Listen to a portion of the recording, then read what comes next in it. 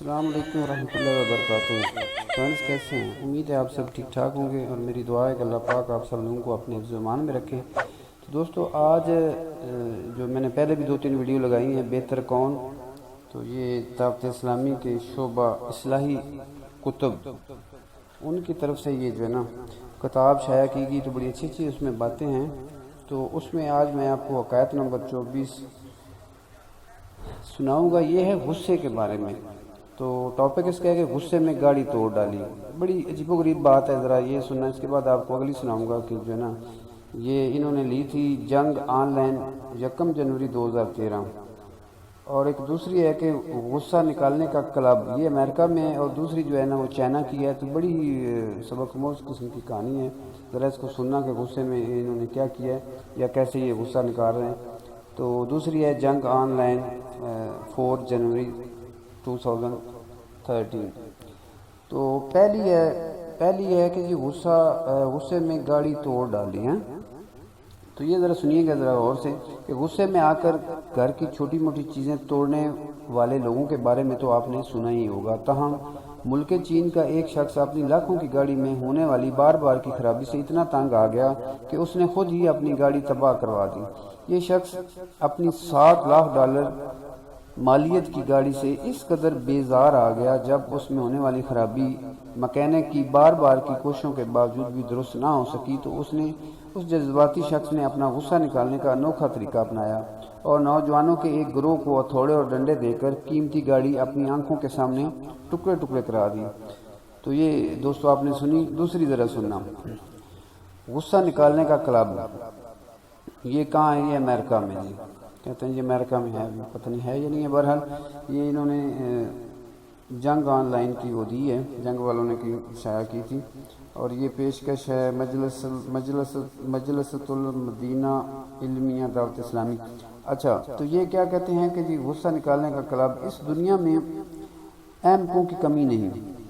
یہ لکھتے ہیں کہ اس دنیا میں احمقوں کی کمی نہیں۔ اس کا اندازہ اس بات سے لگائیے کہ ایک خبر کے مطابق نیو یارک امریکہ میں ایک ایسے ڈسٹرکشن کلب کا آغاز کیا گیا ہے جس کے رکن بن کر آپ قیمتی اشیاء توڑ سکتے ہیں، آپ مہنگی اور قیمتی اشیاء توڑ سکتے ہیں اور اپنا غصہ شاہانہ انداز میں نکال سکتے ہیں۔ اس انوکھی سروس کے تحت آپ مہنگی گاڑیوں، قیمتی کراکری اور فرنیچر سے لے کر جدید ٹیکنالوجی کی اشیاء جیسے لیپ ٹاپ اور کمپیوٹر پر بھی اپنا غصہ نکال سکتے ہیں۔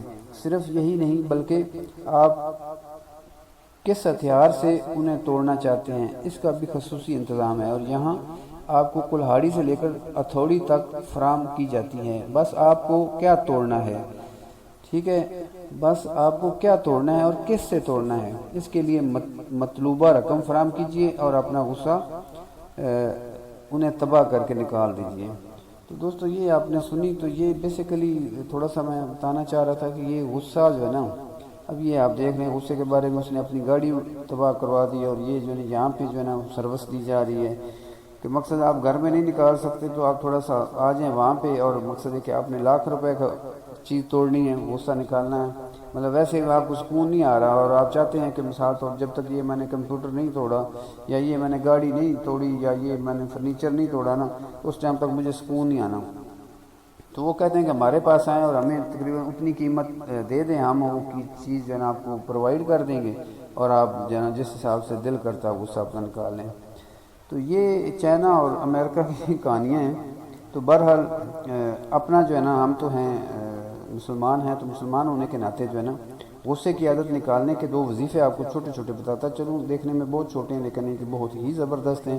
اور مزید غصے کے بارے میں آپ کو اگر کوئی معلومات چاہیے تو وہ آپ مکتبۃ المدینہ کے رسالے غصے کا علاج ان کا ایک رسالہ ہے، اور مکتبۃ المدینہ جو جہاں سے دعوت اسلامی وغیرہ کی اسلامی بکس ملتی وہاں سے آپ کو مل جائے گا، یا کسی اسلامی بھائی کو کہیں گے ہمیں ارینج کر دے، کہیں نہ کہیں سے وہ لا دے گا۔ تو اس میں دوستو جو نا اس سے 2 چھوٹی چھوٹی آپ کو باتیں آپ سے شیئر کرتا ہوں کہ چلتے پھرتے کبھی کبھی یا اللہ ہو، یا رحمان ہو، یا رحیم ہو کہہ لیا کریں۔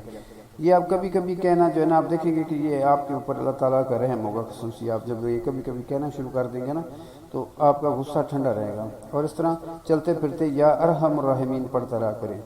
تو یہ وہ الفاظ ہیں کہ جو بہت ہی قیمتی ہیں، اور جو ہے نا اس میں اللہ تعالیٰ آپ کے اوپر رحم کرے گا اور آپ کا غصہ تھوڑا سا کنٹرول رہے گا۔ اس کے علاوہ بھی بہت سارے طریقے ہوتے ہیں کہ غصہ اگر آپ کو آ رہا ہے تو آپ بیٹھ جائیں، غصہ اگر آپ رہے تو گھر سے باہر چلے جائیں، غصہ آ رہا ہے تو آپ ٹھنڈا پانی پی لیں، استغفار پڑھنا شروع کر دیں، ٹھیک ہے۔ اس طرح بہت ساری چیزیں ہمارے اس میں، لیکن یہ ان لوگوں کی ذرا تھوڑی سی عجیب و غریب قسم کی یہ سٹوری تھی، میں نے کہا چلیں آج آپ لوگوں کے ساتھ شیئر کرتے ہیں۔ تو بہرحال غصہ جیسا بھی ہو یہ نقصان دہ چیز ہی ہے، تو اس کو ذرا ہوش کے ساتھ نکالنا چاہیے، یا اس کو تھوڑا سا برداشت اگر کر جائیں پھر تو کیا ہی بات ہے، اور یہ برداشت کرنا ہی کامیابی ہے۔ لیکن غصہ جو ہے نا اگر آتا ہے تو یہ بار بار آنا یہ بھی اچھی بات نہیں۔ کسی ڈاکٹر کو چیک کریں، ہو سکتا ہے بلڈ پریشر کا آپ کو مسئلہ ہو رہا ہو، یا آپ انگزائٹی یا ٹینشن کے مریض مان رہے ہوں، تو یہ بہت ساری چیزیں ہوتی ہیں۔ تو اپنے غصے کو ذرا کنٹرول کرنا ہی اچھی بات ہے، نکالنا بھی ٹھیک ہی ہے کسی تک، لیکن ایسے نہیں نکالیں کہ مثال کے طور پہ بس ساری زندگی کا پچھتاوا آپ کے ساتھ رہ جائے۔ میں نے جو زندگی میں دیکھا ہے بس غصہ ہی چل رہا ہے، بس ادھر بھی غصہ ہے ادھر بھی غصہ ہے، اور بس جو ہے نا پہاڑ سے پہاڑ ٹکرا رہا ہے، ٹھیک ہے نا۔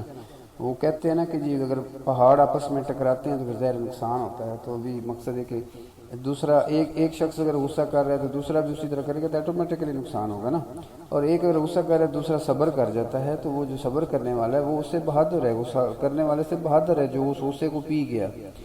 تو بہتری اس میں ہوتی ہے کہ غصے کو برداشت کریں، جس میں معاملات بندے کے فیملی کے گھروں کے معاملات ٹھیک رہتے ہیں، بہن بھائیوں کے ٹھیک رہتے ہیں، دوستوں کے ٹھیک رہتے ہیں، اور اگر غصے کا جواب غصے میں دیتے رہیں تو یہ کبھی بھی معاملات ٹھیک نہیں ہوتے ہیں۔